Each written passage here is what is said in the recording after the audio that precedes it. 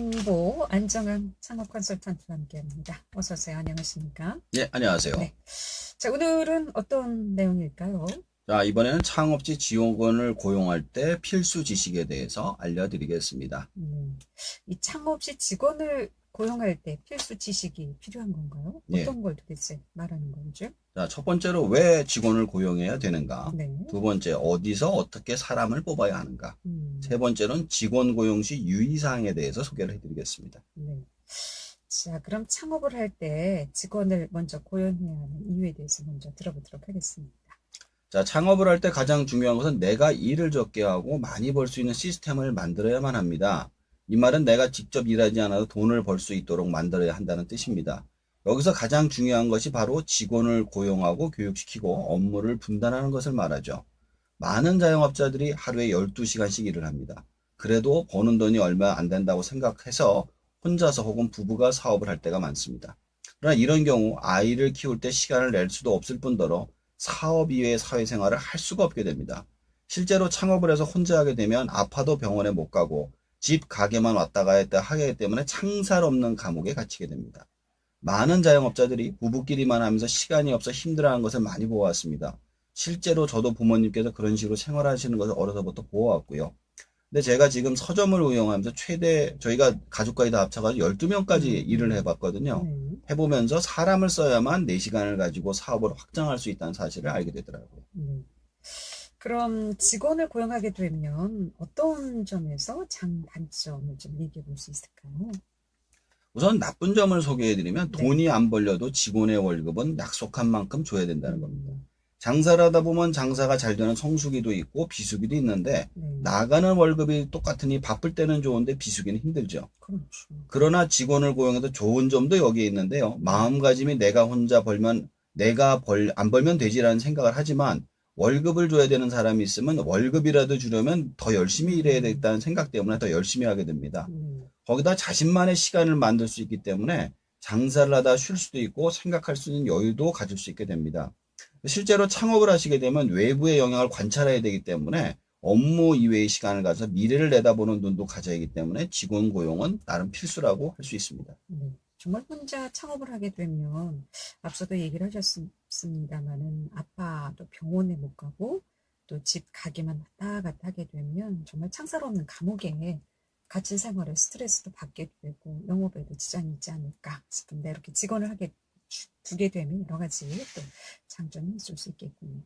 그렇다면 두 번째로는 어디서 어떻게 사람을 뽑아야 합니까? 자, 저 같은 경우는 예전에는 그 지방 무가지 신문 있잖아요. 네. 광고를 내서 많이 뽑았습니다. 그러나 지금은 인터넷 알바 광고를 하는 곳에서 보내고 있고요. 고용노동청에 가시면 실제로 많은 지원자들이 있어 소개를 해주는 경우가 많습니다. 만약에 창업을 하신다면 경력사원을 1명 이상 뽑아서 사업이 안정권에 들 때까지 써야 된다고 생각을 저는 합니다. 본인도 경력이 없이 창업을 한 상태에서 경력사원도 없이 하기엔 시행착오가 많기 때문입니다. 여기서 중요한 것은 경력사원을 뽑았다고 해서 무조건 따라가서는 안 되며 의견을 받지만 창업주가 선택하는 방식으로 사업을 진행해야만 합니다. 혹시라도 창업지 경력사원을 뽑을 수 없다면 관련 대학이나 관련 고등학교를 나온 직원을 뽑는 방식도 있습니다. 학교 쪽에서 추천을 받아 진행하는 방식도 있고요. 자, 그럼 이렇게 뽑은 사람을 어떻게 교육을 시켜서 근무를 시켜야 할까요? 일단 교육시키는 방식은 같이 일을 하면서 한 가지씩 가르쳐주고 나서 일이 익숙해질 때까지 기다려야만 합니다. 물론 쓰는 사람 입장에는 돈을 주고 쓰기 때문에 속이 터지지만 빨리 익히는 게 쉽지가 않습니다. 그래서 장기 직원으로 쓰려고 계약서를 쓰고 장기간 한다고 해서 그냥 직원으로 해준 적이 있습니다. 그랬더니 몇 달도 안 돼서 그만두고 나가는 경우가 너무 많더라고요. 이 근로계약 자체가 근로자에게 유리하게 돼 있어서 직원을 퇴사시키려면 최대한 한 달 전 이야기를 해야 하지만 직원이 그만두고 싶은 날은 그냥 그날 그만둬도 페널티가 없이 그냥 그만둡니다. 그래서 아르바이트 같은 경우 그날 왔다가 힘들다고 해서 점심시간에 나가서 안 들어온 경우도 있었어요. 그런데 문제는 일한 값을 줘야만 해서 돈을 보내줘야 계좌번호를 몰라도 못 주는 경우도 있었어요. 연락을 안 할까요? 돈 받으려고? 근데 돈을 받으라고 저한테 연락을 하는 게 아니라 노동청에다 신고를 해버린 거예요. 근데 돈을 줄 방법이 없는데 돈을 줘야 되는 거예요. 그래서 반드시 뽑을 때 등본과 계좌번호를 받아두시는 게 좋습니다. 그리고 개인적으로 장기간 사람은 알바로 뽑아서 2년 이상 직원식 직원으로 해주는 형태로 인력을 키워서 진행하고 있습니다.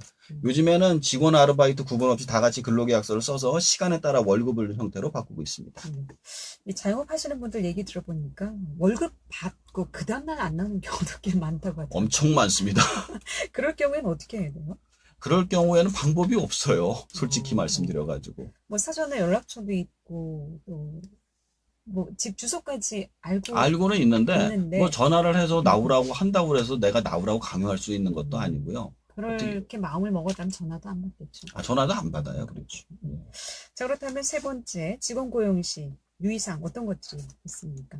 우선적으로 직원을 고용할 때 반드시 내가 일을 해보고 할 수 있을 때 사람을 고용하셔야만 합니다. 창업 시 무조건 직원을 고용해서는 절대로 안 됩니다. 예를 들어 식당을 창업을 하는데 내가 음식을 만들 줄 모른다면 주방장에 끌려갈 수밖에 없습니다. 만약 장사가 잘 돼서 손님이 엄청 많이 오는데 주방장이 월급을 올려주지 않으면 음식을 만들지 않겠다. 혹은 식당에 출근을 하지 않는다면 방법이 없기 때문입니다. 이처럼 기본적으로 창업주가 자신의 일에 대해서 특히 핵심적인 역량에 대해서 내가 일을 할 줄 아는 상태에서 그 사람을 고용해야만 그 사람을 내가 원하는 방식대로 쓸 수가 있습니다. 그리고 만약에 그 사람이 갑자기 그만둬도 내가 그 일을 이어서 할 수가 있죠. 실제로 그런 사례들이 좀 있습니까?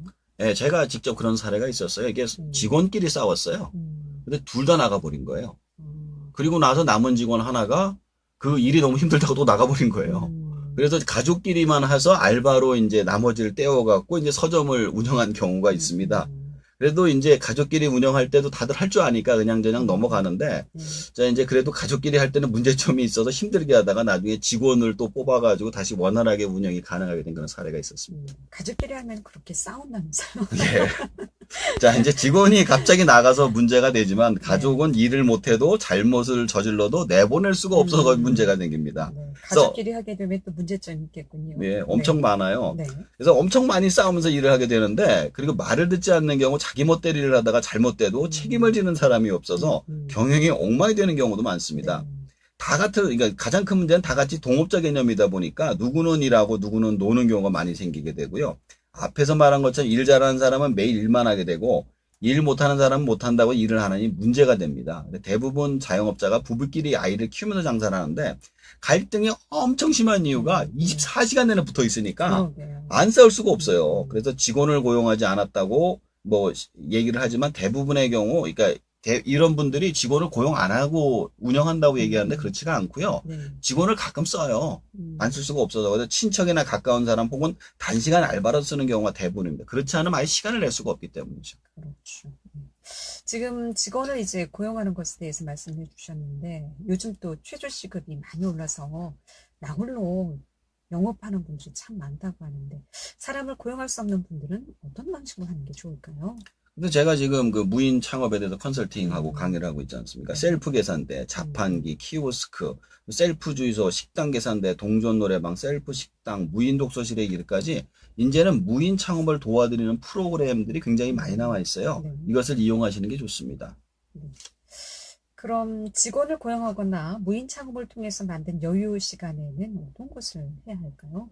우선 최대한 휴식 시간을 많이 가지는 게 좋습니다. 월급을 받던 사람이 창업을 해서 매장에 하루에 14시간씩 있으면 금방 지치게 됩니다. 지치게 되면 우울증이 오게 되면 장사를 접을 수밖에 없어요. 자신이 쉴 수 있는 시간을 최대한 가져 스트레스를 푸는 것이 굉장히 중요합니다.